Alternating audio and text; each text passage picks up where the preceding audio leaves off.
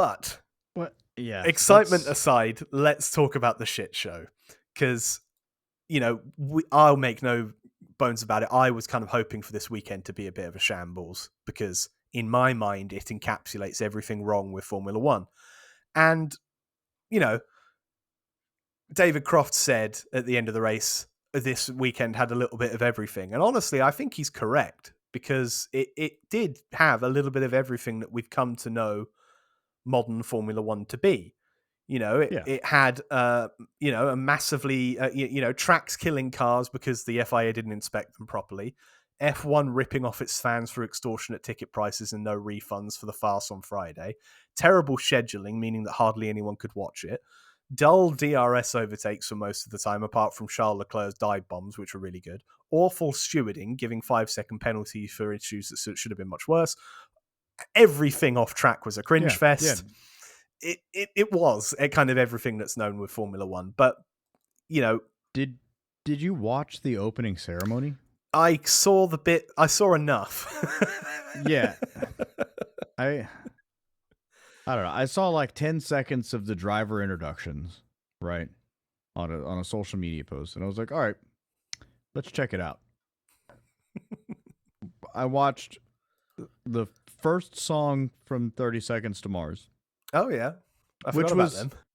Which was oddly just the drummer and Jared Leto. It wasn't even like the full band. So anyway, watched that. And then fast forwarded.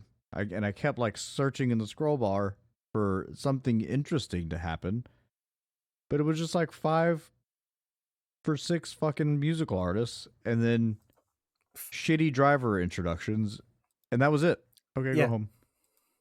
And at that moment, I knew it was going to be a and then you couple that. Weekend. I think the thing is, like, the farce that happened on Friday with practice, that was awful. Like, no question about that.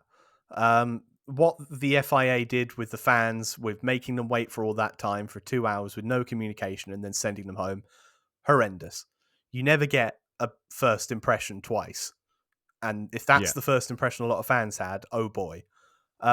The FIA have said about that, they put out multiple statements afterwards, none of which saying the words sorry. F1 described it as a full round of practice successfully completed, and therefore don't believe they have to refund fans. They did offer them a $200 voucher for the Las Vegas Grand Prix official shop, which, if you know how much merchandise costs at Las Vegas, is probably a hat or two. Yeah. It's just, that was horrendous. There's a lawsuit. A Las Vegas-based law firm are already filing a lawsuit on behalf of the 35,000 people who had only tickets for that day, who subsequently only saw 9 minutes of action. That was horrendous. The weekend could not have started in any worse of a fashion.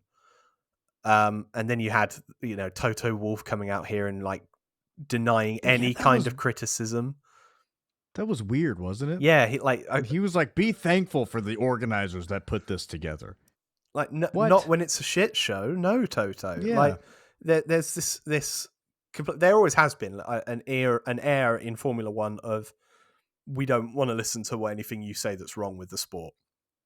And seeing everyone come out so defensive about this, it's a similar thing with, like, over the year leading up to this, we've been told again and again, oh, it's going to be amazing, it's going to be spectacular, and then after the race, oh, it was thrilling, oh, it was amazing. Yeah, it was an okay race, but it wasn't amazing. It wasn't anywhere near that. We've been subject to both massive, like, forced praise and then massive forced defense from Toto and a number of other people, and it's just not right. I wouldn't classify this as a successful Formula One weekend. For them, probably, but they're fucking reaching. Yeah. For me, it was nothing special, and considering it's been constantly marketed as such, the thing is, I'm okay with, like, the race itself was fine. Like, it wasn't great, it wasn't bad, it was a Formula One race. It could have been anywhere. We could have had this race anywhere.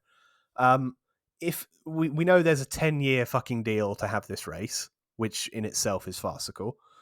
If they in future editions just have the race as it is and then just dial back everything else, dial back the superlatives describing it, dial back the cringe fest. We don't need an opening ceremony.